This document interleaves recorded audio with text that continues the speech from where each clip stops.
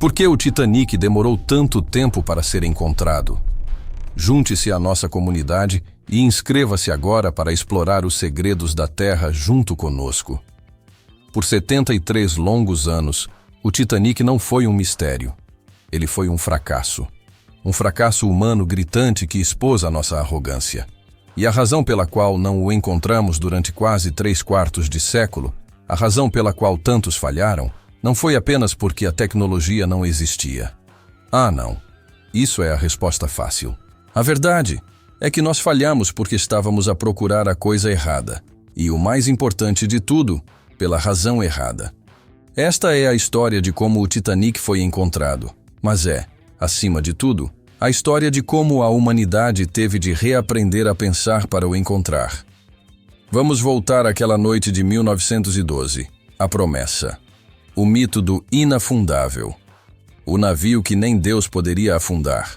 A arrogância estava tão entranhada que mesmo depois de bater no iceberg, muitos acreditavam que aquilo era apenas um inconveniente.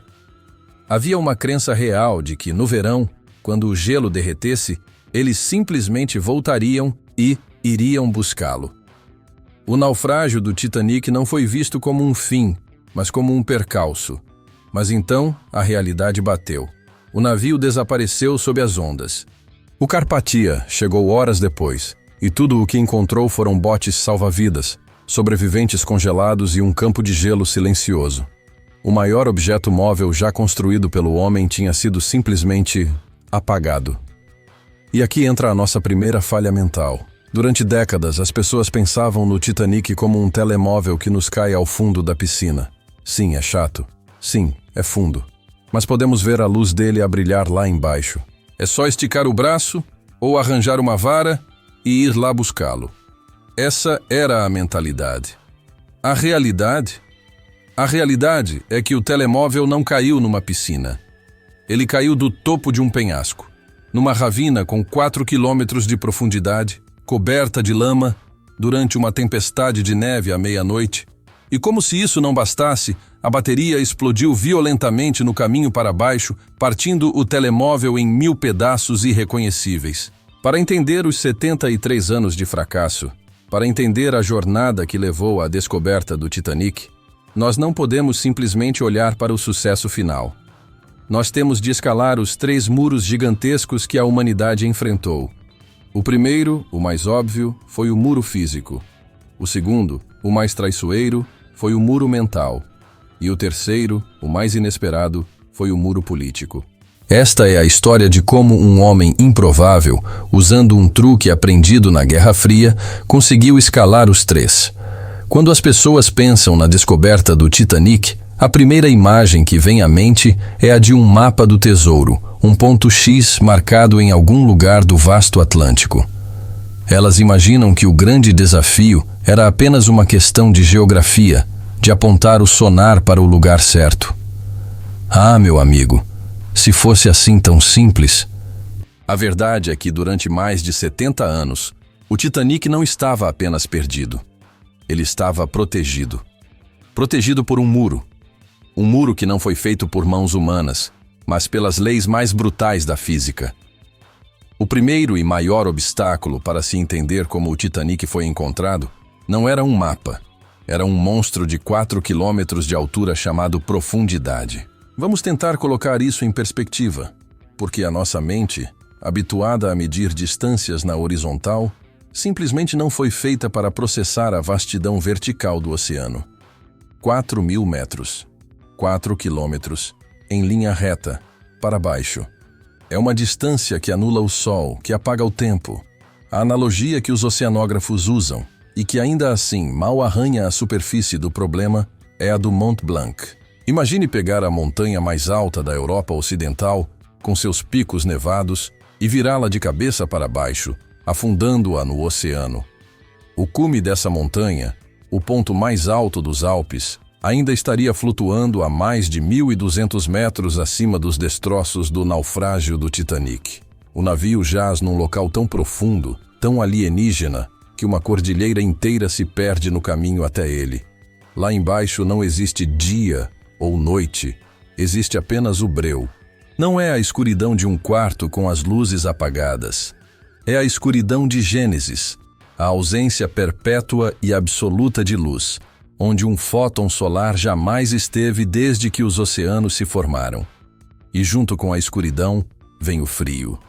Um frio implacável, pairando pouco acima do ponto de congelamento, que não apenas gela, mas que altera a própria natureza dos materiais. Um frio que, ao longo das décadas, tornou o aço orgulhoso do Titanic tão quebradiço quanto uma fina folha de vidro. Esse era o ambiente.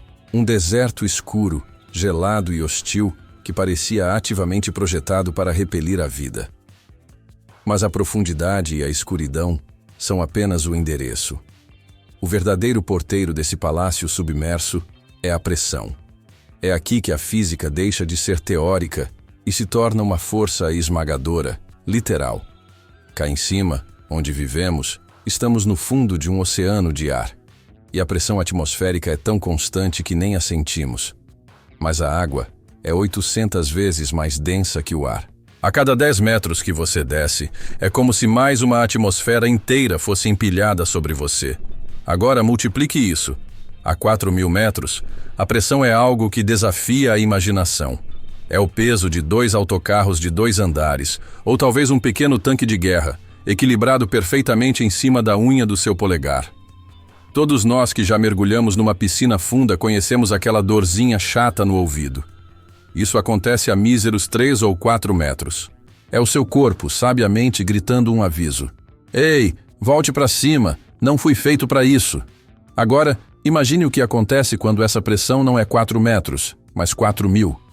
Lá embaixo, não há dorzinha, não há aviso, há apenas a anulação. A física não pede licença. Os primeiros exploradores que ousaram desafiar esse muro em busca da descoberta do Titanic viram seus equipamentos, orgulhos da engenharia da época, serem esmagados como latas de refrigerante vazias. E implodir não é o mesmo que vazar. Vazar é lento. Implodir é ser apagado da existência numa fração de microsegundo com uma violência que transforma metal sólido em pó. Este era o campo de batalha. E como se a pressão, o frio e a escuridão não fossem suficientes, havia o chão. O senso comum, alimentado por filmes, nos faz pensar num fundo de areia fofinho, um tapete liso onde o Titanic estaria estacionado, esperando para ser encontrado. A realidade não podia ser mais diferente. O fundo do Atlântico Norte, naquela região, é uma paisagem geológica caótica. É uma cordilheira, um labirinto de cânions profundos, vales lamacentos e montanhas submersas. O naufrágio do Titanic não estava num campo de futebol. Estava perdido nos Alpes. Então, o desafio para as primeiras equipas que tentavam decifrar como o Titanic foi encontrado era este. Imagine que você precisa encontrar um carro que caiu de um penhasco, num vale profundo dos Alpes suíços. Só que você tem que fazer isso sobrevoando a área, durante uma tempestade de neve intensa, no meio da noite. E a única ferramenta que você tem é uma lanterna fraca. O sonar da época era essa lanterna. Em terreno acidentado, o som ecoa em todas as direções, criando fantasmas, falsos positivos, um pesadelo acústico que escondia o alvo em plena vista. O fundo do mar não estava cooperando. Ele estava ativamente escondendo o navio. Esse muro físico era um monstro, um não categórico da natureza. Durante mais de 7 décadas, ele derrotou todos que tentaram. Milionários, engenheiros, aventureiros, todos falharam. A tecnologia simplesmente não existia para sobreviver àquele ambiente, muito menos para procurar algo nele. O desafio parecia tão impossível que muitos simplesmente desistiram. O Titanic pertencia ao abismo, mas a verdade, meu caro amigo, é que este muro físico, esta zona de esmagamento impiedosa, por mais aterrorizante que fosse, não era o verdadeiro problema. Havia um muro ainda maior. Um muro invisível, muito mais difícil de transpor, e que estava dentro da cabeça de todos os que o procuravam. O muro físico, aquele monstro de pressão e escuridão a 4 quilômetros de profundidade, era o desafio óbvio. Era o problema que os engenheiros podiam ver, calcular e, eventualmente, com aço suficiente e tecnologia avançada, tentar resolver. Mas, como eu disse, ele não era o verdadeiro inimigo. O verdadeiro obstáculo que manteve o Titanic escondido por mais de 7 décadas era invisível.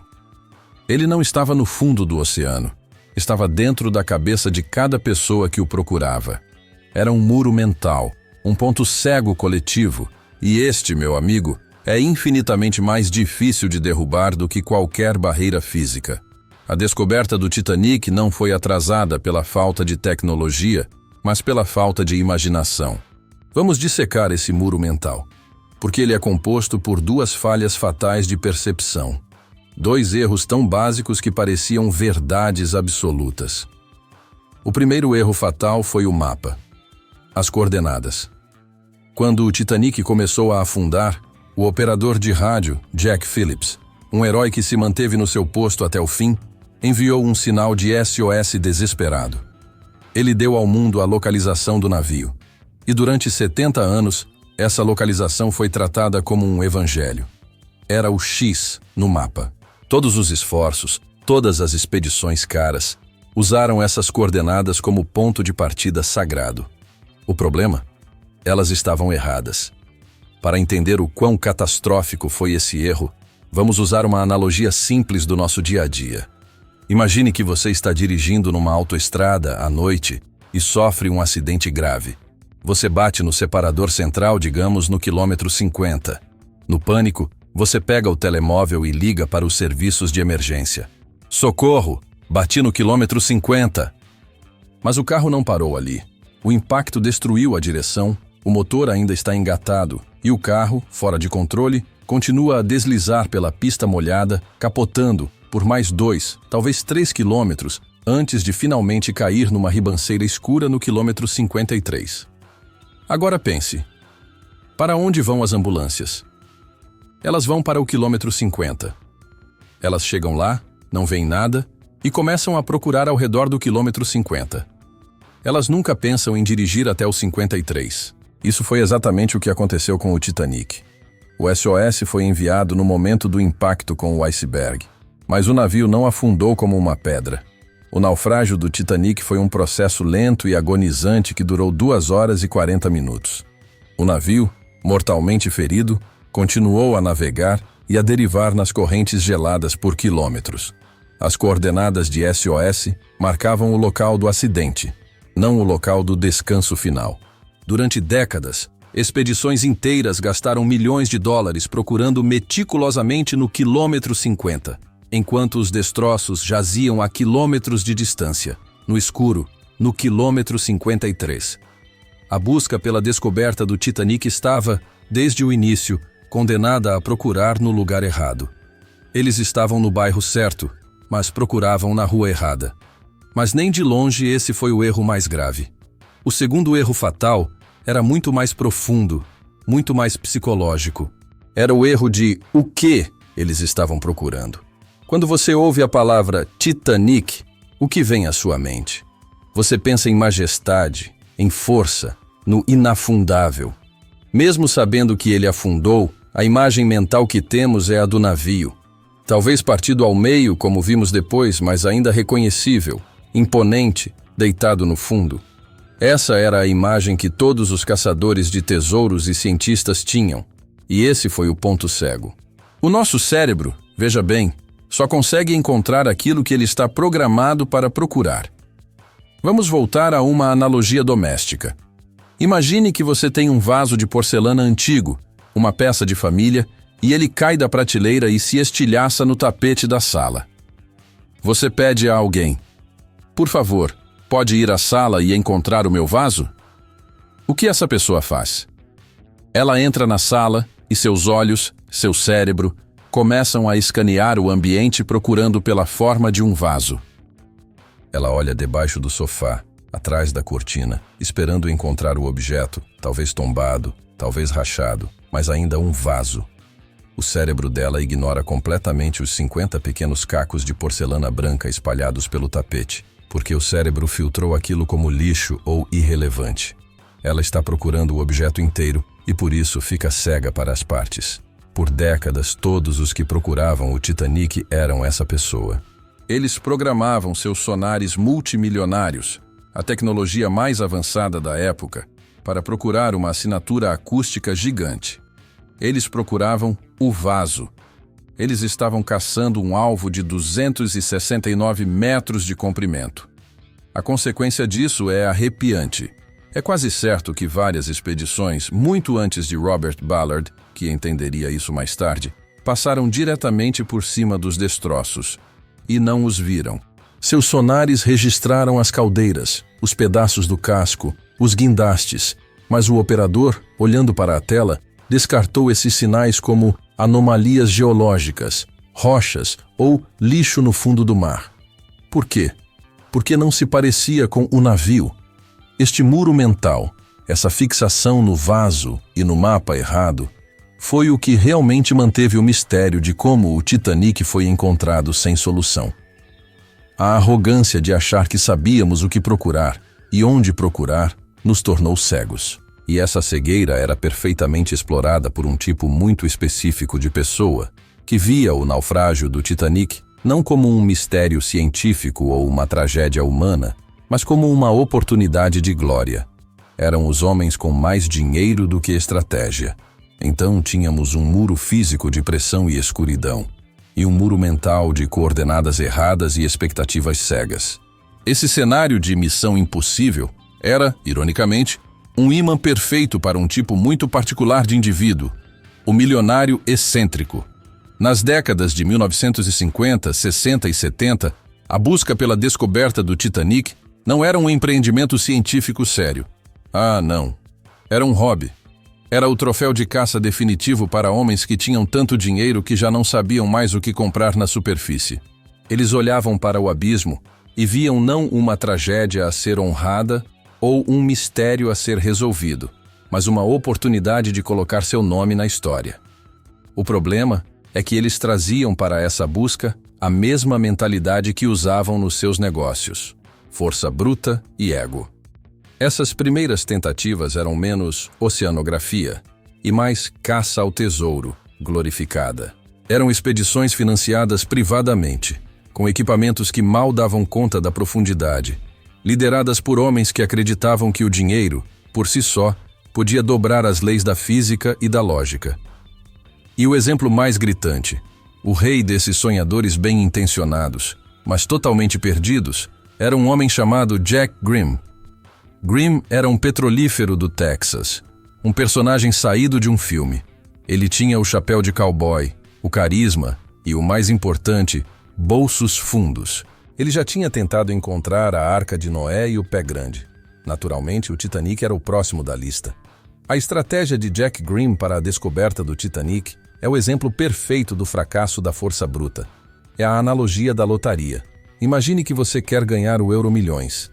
A sua chance é de 1 em 140 milhões, praticamente zero. Agora imagine que você, como Grimm, decide usar sua fortuna para comprar 100 mil bilhetes. A sua chance melhorou? Sim. Ela passou de impossível para extremamente improvável. Você ainda está dependendo da pura sorte. Você não tem um método. Você está apenas atirando dinheiro ao problema, esperando que, por algum milagre cósmico, um dos seus bilhetes seja o premiado. Grimm fez exatamente isso. Ele não tinha ciência nova, não tinha uma teoria nova. Ele tinha apenas mais barcos, mais sonares e mais esperança do que qualquer outra pessoa. Ele foi para o Atlântico Norte, não uma, mas 3 vezes, gastando milhões. Ele arrastou magnetômetros, essencialmente detectores de metal gigantes, pela área errada, esperando tropeçar no navio. E o universo, com seu senso de humor peculiar, pregou-lhe partidas. Numa de suas expedições, o sonar detectou um objeto massivo. O entusiasmo foi elétrico. Seria? Ele enviou câmeras e o que elas trouxeram de volta foram imagens de uma rocha. Uma rocha geologicamente muito interessante, mas inegavelmente uma rocha. Noutra expedição, ele afirmou ter encontrado uma das hélices do Titanic. A imprensa foi à loucura. Mais tarde, análises mais sóbrias mostraram que era, muito provavelmente, outra rocha. o legado de homens como Grimm foi agridoce. Por um lado, eles mantiveram o sonho vivo. Eles provaram que era possível tentar. Mas por outro lado, eles transformaram a busca pelo naufrágio do Titanic numa espécie de piada, um passatempo para ricos entediados. A comunidade científica séria, os oceanógrafos e geólogos, olhavam para aquilo e reviravam os olhos. Para eles, Grimm estava apenas poluindo o oceano com seus equipamentos caros e suas esperanças vãs. O resultado foi que, quando um cientista de verdade, alguém como o jovem Robert Ballard, aparecia com ideias inovadoras sobre como o Titanic foi encontrado, ninguém o levava a sério. Ele era agrupado com os lunáticos do pé grande. Mas o fracasso desses milionários expôs uma verdade muito mais profunda. O problema não era apenas a falta de método deles. O problema era que o foco estava errado. Eles estavam obcecados com o prêmio. Eles queriam achar o Titanic. Eles não estavam interessados em entender o oceano profundo. Eles não estavam desenvolvendo tecnologia para explorar. Estavam adaptando tecnologia para encontrar um único objeto. E essa mentalidade de caça ao tesouro era um beco sem saída. Para encontrar o navio, o mundo não precisava de mais milionários. Precisava de um tipo diferente de explorador. Um que quisesse entender o processo, não apenas o prêmio. Enquanto esses caçadores de tesouros jogavam seus milhões no Atlântico, uma pergunta muito mais óbvia pairava no ar, ignorada por quase todos. Nos anos 60, em plena era de Jack Grimm, a humanidade estava envolvida na maior aventura tecnológica da sua história. Estávamos enviando homens em foguetes, orbitando o planeta e nos preparando para caminhar na Lua. E aqui estava o paradoxo. Como é que, numa era em que conseguíamos enviar um homem a 400 mil quilômetros de distância para outro corpo celeste, não conseguíamos encontrar um objeto no nosso próprio quintal, a míseros 4 quilômetros de profundidade? A resposta não estava na tecnologia, estava na política. O fracasso dos milionários excêntricos, como o nosso amigo Jack Grimm, não era apenas um caso isolado de ego e má estratégia. Na verdade, ele era um sintoma de um problema muito, muito maior. Havia um paradoxo gigante pairando sobre os anos 60 e 70. Uma pergunta tão óbvia que é quase embaraçoso que pouca gente a fizesse. Como é que nós, como espécie, conseguíamos realizar feitos quase divinos, como enviar homens à Lua, mas não conseguíamos encontrar um objeto do tamanho de um arranha-céus no nosso próprio planeta? Estávamos a 400 mil quilômetros de distância, caminhando noutro corpo celeste, mas éramos totalmente derrotados por 4 míseros quilômetros de água salgada. A resposta para essa pergunta bizarra não tem nada a ver com engenharia ou capacidade. Tem tudo a ver com política, glamour e o maior conflito silencioso da história, a Guerra Fria. Para se entender como o Titanic foi encontrado, ou melhor, por que demorou tanto para ser encontrado, temos de olhar para o grande tabuleiro de xadrez daquela época. O mundo estava dividido em dois. De um lado, os Estados Unidos, do outro, a União Soviética. E eles estavam presos numa luta tensa pela supremacia, não só militar, mas ideológica, cultural e tecnológica. E nesse jogo, meu amigo, o que importava era o terreno elevado. O palco onde essa batalha era travada, aos olhos de todo o mundo, não era o fundo escuro do mar. Era o brilho do espaço sideral. O espaço era o símbolo máximo de poder. Quando os soviéticos lançaram o Sputnik, o mundo prendeu a respiração. Quando puseram Yuri Gagarin em órbita, foi um golpe de propaganda estrondoso. A América precisava de responder. É aqui que entra a analogia da casa, que nos ajuda a ver as coisas com clareza. Imagine que você tem uma bela casa, mas descobre uma infiltração grave e perigosa na cave. Os alicerces estão a ficar comprometidos, o bolor está a crescer. É um problema sério que ameaça toda a estrutura. Essa cave é o oceano, o sistema que rege o nosso planeta e que nós não compreendemos. No mesmo dia, o seu vizinho, o soviético, decide ignorar a própria cave e construir uma piscina olímpica de luxo no jardim da frente, com luzes de neon, para que toda a rua veja o quão bem-sucedido ele é. Qual seria a coisa lógica a fazer? Obviamente, arranjar a sua cave. Mas não foi isso que aconteceu. Na lógica da Guerra Fria, O presidente Kennedy foi à janela, viu a piscina do vizinho e disse: "Ah, é? Pois nós vamos construir uma piscina ainda maior, com trampolins de ouro e um escorrega que vai até a lua." O glamour, o dinheiro, a vantagem militar com mísseis balísticos e satélites espiões, tudo estava lá em cima. Kennedy, num discurso que mudou a história, não disse: "Vamos ao fundo do mar porque é fundamental." Ele disse: "Nós escolhemos ir à lua." E essa escolha, embora heróica, teve uma consequência direta aqui na Terra.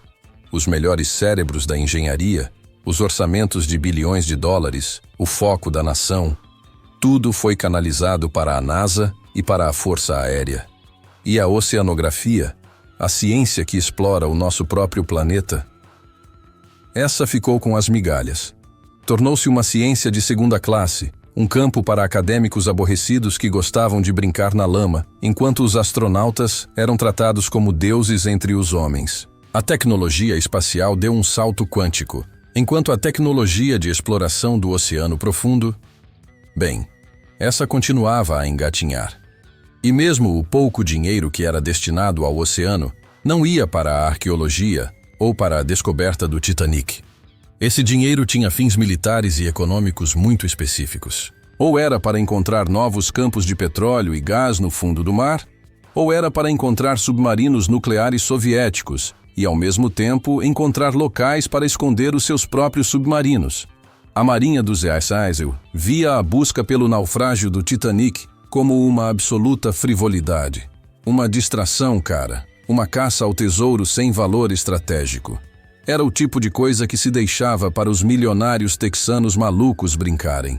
Portanto, a tecnologia que era necessária, sonares de varrimento lateral, veículos robóticos operados remotamente, existia, mas estava a ser desenvolvida em segredo, lentamente, e apenas para fins militares. O Titanic estava, portanto, preso num limbo. O muro político era, na verdade, um muro financeiro e de prioridades. De um lado, tínhamos os milionários, com todo o dinheiro do mundo, mas sem método científico, sem tecnologia adequada e a procurar no sítio errado. Do outro, tínhamos a Marinha, com a tecnologia e o método, mas sem o mais pequeno interesse em encontrar um navio de passageiros afundado. A busca estava num impasse total. Para que este muro fosse quebrado, para que a descoberta do Titanic finalmente acontecesse, o mundo não precisava de mais dinheiro ou de mais política. Precisava de um tipo diferente de homem. Alguém que estivesse no meio, que fosse um cientista sério, mas que tivesse a alma de um aventureiro. Um herói improvável, um geólogo chamado Robert Ballard, que tinha uma obsessão de infância e uma forma diferente de ver o mundo. No meio deste impasse, com os milionários a atirar dinheiro ao mar e os governos a apontar os seus telescópios para o espaço, a história do Titanic parecia destinada a permanecer um mistério. Mas a história humana, meu amigo, tem um talento especial para encontrar a pessoa certa, na altura certa. Muitas vezes, essa pessoa não é a mais rica, nem a mais famosa, nem sequer a mais provável. É simplesmente a mais teimosa. É alguém que vê o mundo de uma forma ligeiramente diferente dos restantes. E, neste caso, essa pessoa era um jovem oceanógrafo, um geólogo marinho chamado Robert Ballard. E a primeira coisa que temos de entender sobre Ballard é que ele não dava a mínima para o Titanic. Esta é a chave. Robert Ballard não era um caçador de tesouros. Ele não sonhava com o ouro dos Astors ou com os diamantes nos cofres. Ele era um cientista, um geólogo. O seu interesse não estava nos artefactos humanos. Estava nas entranhas do planeta. Ele estava fascinado pelas fumarolas vulcânicas, pelas placas tectônicas que se rasgam no fundo do oceano, criando nova vida em condições impossíveis. O naufrágio do Titanic para ele era apenas um pedaço de lixo humano. Interessante sim, mas uma distração do seu verdadeiro trabalho. A sua verdadeira obsessão, a que o guiava desde criança, era outra. Ele não queria encontrar o navio. Ele queria ser o Capitão Nemo. Quando era miúdo, Ballard viu o filme clássico 20.000 Léguas Submarinas e ficou obcecado. Mas ele não se identificou com os heróis que foram capturados. Ele identificou-se com o homem que construiu o submarino Nautilus, o homem que vivia no fundo do mar. Ballard não queria visitar o abismo. Ele queria viver lá. Ele queria explorar aquele universo alienígena no nosso próprio planeta. E essa obsessão de criança foi reforçada por um desafio muito pessoal, um que muitos de nós enfrentamos de formas diferentes. Robert Ballard era disléxico. Em plenos anos 50, numa época em que isso não era diagnosticado, mas sim rotulado como preguiça ou estupidez, ele teve imensas dificuldades na escola. E aqui está uma lição poderosa. Muitos de nós que tivemos dificuldades específicas na escola, seja com matemática, leitura ou foco, fomos forçados a encontrar outras formas de navegar o mundo. Tivemos de compensar. E se uma pessoa não é boa a ler palavras numa página, ela muitas vezes torna-se absolutamente excepcional a ler o mundo ao seu redor. Ela aprende a ver padrões, a notar detalhes que mais ninguém vê, a ligar pontos que parecem não ter ligação. Ballard não lia bem os livros, mas lia o mundo como ninguém. A sua dislexia forçou-o a tornar-se um observador mestre, e foi essa capacidade de ver diferente que décadas mais tarde lhe permitiria encontrar o que todos os outros falharam em ver. Enquanto a marinha se focava em ouvir o fundo do mar com sonares e os milionários se focavam em agarrar o tesouro, Ballard tinha uma visão diferente. Ele percebeu que o futuro da exploração não era descer lá em submarinos tripulados, arriscados e caros, como latas de refrigerante a tentar sobreviver a um tanque de guerra. O futuro era a telepresença. O futuro era robótico. A sua visão era construir veículos robóticos, como o seu amado Argo, que seriam os seus olhos, ouvidos e mãos no abismo. Ele queria passear pelo fundo do mar a partir da segurança de um navio na superfície, 24 horas por dia. Ele queria ser o cérebro e os robôs seriam o corpo. Este era o sonho. Esta era a visão que iria, eventualmente, revolucionar a forma como o Titanic foi encontrado. Mas havia, como sempre, um problema. O mesmo problema que para a maioria de nós: dinheiro. A visão de Ballard era cara, muito cara. Construir robôs de ponta, capazes de resistir àquela pressão esmagadora, exigia um financiamento que a comunidade científica acadêmica simplesmente não tinha.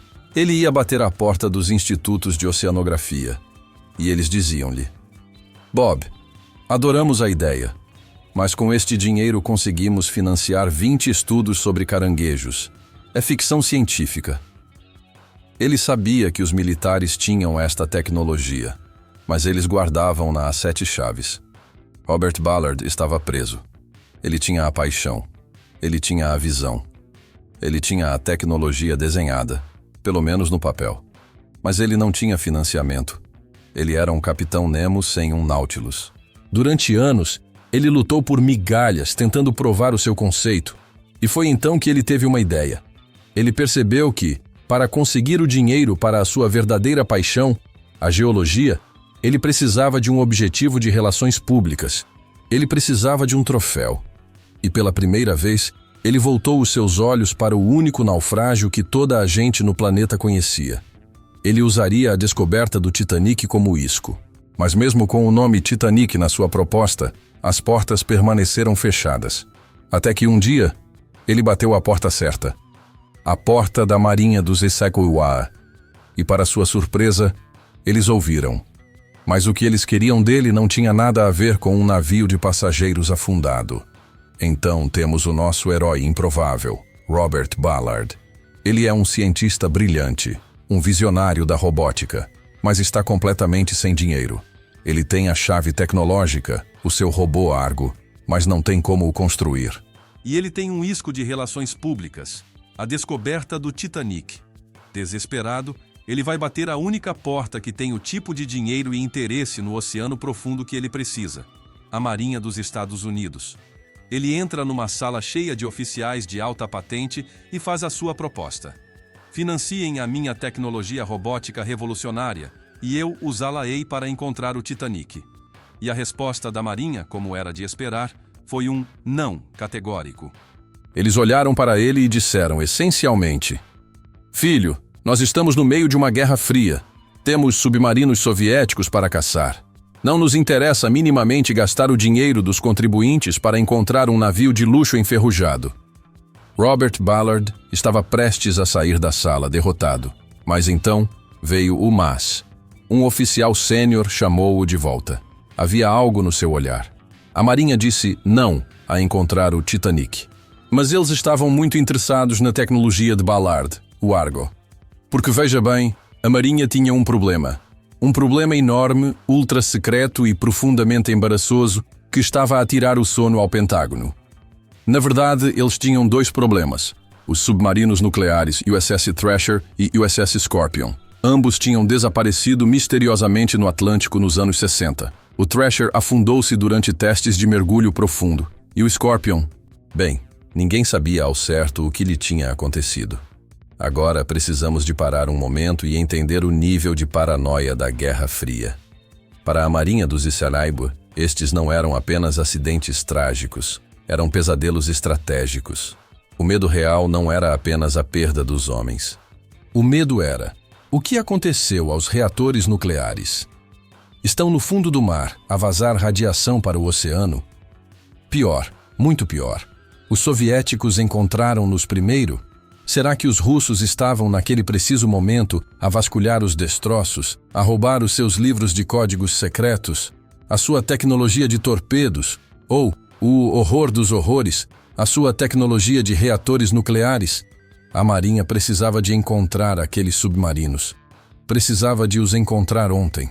Mas eles precisavam de o fazer sem que os soviéticos soubessem o que eles estavam a fazer. Eles tinham a tecnologia de sonar. Procurar por um objeto específico num terreno montanhoso no fundo do mar era um pesadelo. Eles precisavam de algo melhor. Precisavam de um sistema que pudesse ver o fundo do mar, não apenas ouvir. E ali, parado à frente deles, estava um jovem cientista disléxico a oferecer-lhes exatamente isso.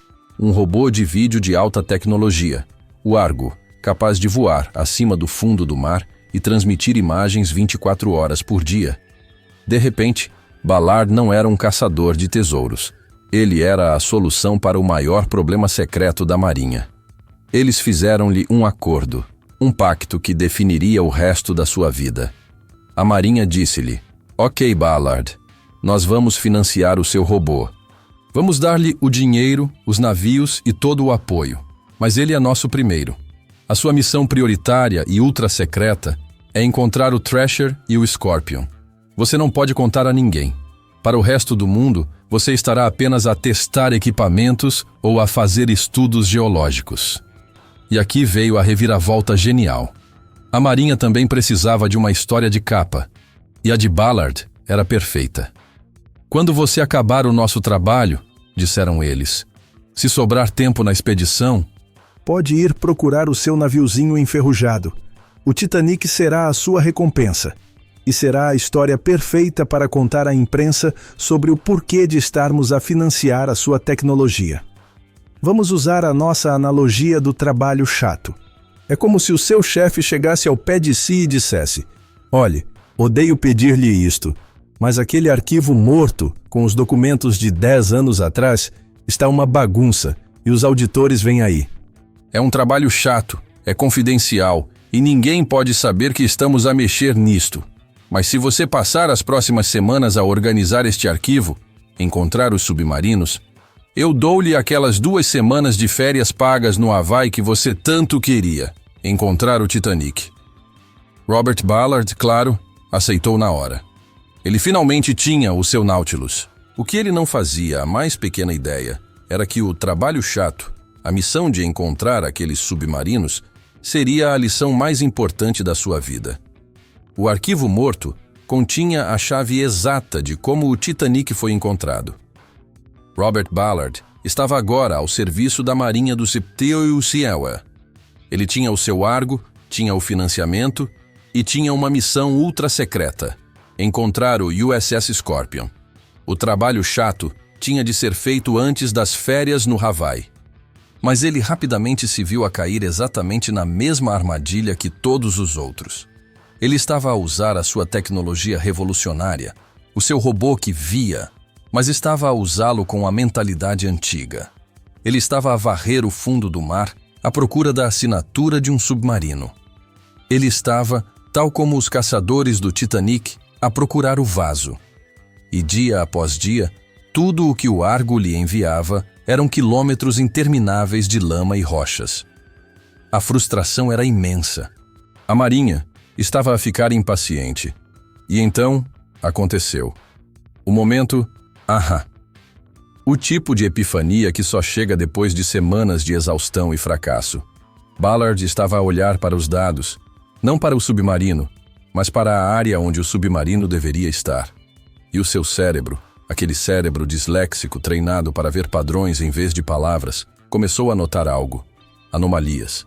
Pequenos pedaços de lixo que não deveriam estar ali. Ele encontrou o Scorpion, sim, mas não o encontrou inteiro. Ele encontrou o estilhaçado numa cena de destruição inimaginável. O submarino tinha implodido com a pressão. E foi aí que a lição, a verdadeira chave de como o Titanic foi encontrado, se revelou. Ballard não se limitou a marcar o local no mapa. Ele perguntou-se, como é que isto morreu? Ele começou a mapear os destroços. E o padrão que emergiu foi a sua epifania. A física do abismo era clara. Quando o Scorpion implodiu, as peças pesadas, o reator nuclear, os motores, os tubos de torpedo, eram como âncoras. Elas caíram quase a pique, diretas ao fundo. Mas as peças leves... meu amigo, as peças leves contavam uma história diferente. Fragmentos do casco, cabos, papéis, uniformes, pequenos detritos. Eles não caíram. Eles flutuaram. Eles foram apanhados pelas correntes profundas do oceano, que, embora lentas, são rios invisíveis e persistentes. Estas peças leves dançaram no seu caminho para o fundo, criando uma longa, longa trilha de detritos, como uma cauda de cometa. A analogia perfeita, e que Robert Ballard usou, é a de uma investigação a uma tragédia aérea. Quando um avião explode no ar, os investigadores não começam por procurar a caixa negra no ponto exato da explosão. Isso é inútil. O que é que eles fazem? Eles procuram o campo de destroços. Eles procuram as peças leves, os assentos, as bagagens, os pedaços de fuselagem. Estas peças são levadas pelo vento e espalham-se por um campo que pode ter 10 ou 15 quilômetros de comprimento. E esse campo de destroços, essa chuva de detritos, funciona como uma seta gigante no chão, apontando de volta para o local onde as peças mais pesadas, como os motores, caíram. Os investigadores seguem a trilha das migalhas de pão. Naquele momento, ao olhar para os restos do Scorpion, Ballard percebeu. Meu Deus, eu estive a fazer isto tudo ao contrário. O Scorpion não caiu como uma pedra. Ele caiu como uma chuva. E então, o relâmpago atingiu-o. O Titanic. O que é que os sobreviventes sempre disseram? O que é que os céticos sempre negaram? Que o navio se partiu ao meio. Se o Titanic se partiu à superfície, ou perto dela, ele não afundou como uma unidade. Ele criou 2 naufrágios separados. E mais importante, no processo de se partir, ele libertou uma nuvem absolutamente gigantesca de detritos. Cadeiras, pratos, carvão, madeira, bagagens e sim, caldeiras. O naufrágio do Titanic tinha de ter feito o mesmo que o Scorpion. Esta foi a mudança de tática genial. Robert Ballard percebeu que todos, incluindo ele próprio até aquele momento, estavam a caçar a agulha. Ele decidiu que, a partir daquele momento, ia deixar de procurar a agulha. Ele ia procurar o palheiro. Pense nisto. A sua equipa estava a tentar encontrar um alvo com 269 metros de comprimento. Uma tarefa quase impossível. Com esta nova teoria, o seu alvo já não era esse. O seu alvo era agora uma cicatriz no fundo do mar. Uma trilha de migalhas de pão que podia ter quilômetros de largura. O alvo tinha acabado de ficar talvez 100 vezes maior. As probabilidades antes astronômicas tinham acabado de virar drasticamente a seu favor. O trabalho chato da Marinha não tinha sido uma distração. Tinha sido o campo de treinos perfeito. A busca pelo Scorpion foi a lição que tornou a descoberta do Titanic possível. Ele não tinha apenas encontrado um submarino perdido. Ele tinha encontrado o método. Ele tinha quebrado o muro mental. Ele agora sabia, com absoluta certeza, que a forma de encontrar o navio não era procurar o navio. Era procurar o lixo. Agora, ele estava pronto. A sua missão secreta para a Marinha estava concluída, e o relógio começou a contar. Ele tinha apenas 12 dias de tempo livre da Marinha. 12 dias para testar a sua nova teoria. A pressão era total. O relógio estava a contar. O trabalho chato da Marinha estava feito. Robert Ballard tinha a sua recompensa. 12 dias. 12 dias para usar a sua teoria das migalhas de pão e encontrar o Titanic. Para quem não conhece o oceano, 12 dias pode parecer muito tempo. Na vastidão do Atlântico Norte, 12 dias não é nada. É um piscar de olhos. A pressão sobre a equipa era inimaginável. Ballard não estava apenas a testar uma teoria sobre arqueologia. Ele estava a validar todo o seu sistema robótico, o seu amado Argo, a sua filosofia de telepresença. Se ele falhasse agora, depois de todo o dinheiro secreto da Marinha, ele nunca mais teria outra oportunidade. Ele estava na área geral das coordenadas erradas, o mesmo quilômetro 50, onde os outros tinham falhado, mas ele tinha uma vantagem que ninguém mais teve. Ele não estava à procura de um navio. A nova busca começou. O Argo, o veículo robótico do tamanho de um carro pequeno, carregado de câmaras e sonares, mergulhou nos 4 quilômetros de escuridão. No navio-mãe, o Knorr, a equipa de Ballard, instalou-se na sala de controlo. E aqui, meu amigo, temos de desfazer mais um mito de Hollywood. A exploração do oceano profundo não é uma aventura excitante de ação e descoberta a cada minuto. É, na sua maior parte, um exercício de monotonia absoluta, um tédio esmagador, pontuado por raros segundos de puro terror ou descoberta. A equipa estava colada a um monitor granulado, a preto e branco, a ver lama. Quilômetros, horas, dias de lama. O Argo voava lentamente sobre o fundo do mar, 24 horas por dia, 7 dias por semana, e tudo o que enviava era um deserto interminável de sedimento. A exaustão instalou-se rapidamente. E é aqui que entra a analogia pessoal do cansaço, que qualquer um de nós que já fez uma longa viagem de carro à noite pode entender. Quando se está exausto, os olhos ardem. A linha branca da estrada começa a dançar. Você começa a ver fantasmas na berma da estrada. Uma sombra que parece um animal, um arbusto que parece uma pessoa. O cérebro, desesperado por descanso, começa a pregar-lhe partidas. A equipa no Knorr estava exatamente assim. Eles estavam a ver fantasmas na lama. Cada rocha com um formato estranho fazia o coração disparar. É aquilo? Aumenta o zoom! Não, falso alarme, é só uma rocha. A esperança estava a ser moída, hora após hora. O naufrágio do Titanic parecia estar a zombar deles, escondido em plena vista. Os dias passavam. 8, 9, 10. O fim da janela de 12 dias aproximava-se rapidamente. A moral da equipa estava no fundo. O próprio Robert Ballard, o líder, o visionário, o capitão Nemo moderno, estava derrotado. Ele tinha olhado para aquele ecrã de lama até os seus olhos se recusarem a focar. Exausto e sentindo o peso do fracasso iminente, ele fez o que qualquer ser humano faria. Desistiu. Pelo menos por aquela noite. Ele foi para a sua cabine, para o seu beliche, provavelmente pensando em como iria explicar à Marinha que o seu tempo tinha acabado. O Titanic tinha vencido novamente. Foi então que o turno da meia-noite assumiu o controlo. Na exploração, estas são as horas ingratas, da meia-noite às 8 da manhã. São os heróis desconhecidos da história, a equipa B que fica acordada enquanto o mundo dorme, fazendo o trabalho chato, apenas a ver o monitor passar. Eram eles que estavam de vigia, pouco antes das 2 da manhã do dia 1 de setembro de 1985. A lama continuava a passar, e então, subtilmente, o cenário no monitor mudou. Não foi um bip alto do sonar, não foi um alarme, foi visual. A lama, de repente, deu lugar a lixo. Pequenos detritos. Objetos que não eram geologia. Tinham ângulos retos. Eram feitos pelo homem. O coração na sala de controlo parou. Eles chamaram Ballard. Bob, achamos que devia ver isto. E enquanto ele corria para a sala de controlo, ainda meio a dormir, o Argo continuou a deslizar. E então, emergindo da escuridão granulada, apareceu ela. A primeira migalha de pão. Mas não era uma migalha pequena. Era algo inconfundível. Maciço, redondo, feito de aço e coberto de rebites gigantes. Era uma caldeira. Uma das 29 gigantescas caldeiras do navio. O silêncio na sala foi quebrado por gritos de euforia. Eles não tinham encontrado o navio.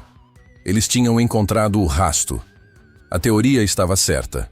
A descoberta do Titanic tinha finalmente acontecido. O mistério de como o Titanic foi encontrado não foi resolvido por um mapa do tesouro. Foi resolvido por um geólogo disléxico, financiado por uma guerra secreta, que aprendeu com um submarino implodido que a melhor maneira de encontrar uma agulha não é procurar a agulha, é procurar o palheiro. A partir daquele momento, a busca tinha acabado. Agora era só seguir a trilha de destroços até casa. Você acaba de acompanhar a jornada completa de como o Titanic foi encontrado. Mas entenda, esta nunca foi apenas uma história sobre um navio no fundo do mar. Esta é, e sempre foi, uma lição profunda sobre como nós resolvemos problemas impossíveis. A descoberta do Titanic não aconteceu simplesmente quando a tecnologia ficou boa o suficiente. Ela aconteceu no momento exato em que a mentalidade mudou. Robert Ballard não venceu o oceano. Ele venceu a arrogância do senso comum. Ele parou de procurar o vaso inteiro e começou a procurar as migalhas de pão. Agora, eu o desafio a olhar para a sua própria vida com essa mesma clareza. Quantos Titanics você tem? Quantos objetivos parecem impossíveis? Quantos sonhos estão naufragados, simplesmente porque você está a procurar no sítio errado? Qual é o vaso que você insiste em procurar enquanto ignora a óbvia trilha de migalhas que a vida lhe está a dar? Você está a agir com a força bruta dos milionários, à espera de sorte, ou com a observação paciente de Ballard? A verdadeira tragédia do naufrágio do Titanic não foi o gelo, mas o ponto cego mental. A lição mais profunda não está a 4.000 metros. Está aí, dentro de você. Você está disposto a quebrar os seus próprios muros mentais e encontrar o que procura? Ou vai continuar a culpar a profundidade e a pressão dos seus problemas? Deixe aqui nos comentários. Qual é o muro mental que você vai derrubar esta semana? Se você está pronto para continuar a aprender a ver o que os outros não veem e a resolver o impossível, faça a sua parte. Inscreva-se no canal e ative as notificações. O próximo nível de conhecimento está apenas à sua espera.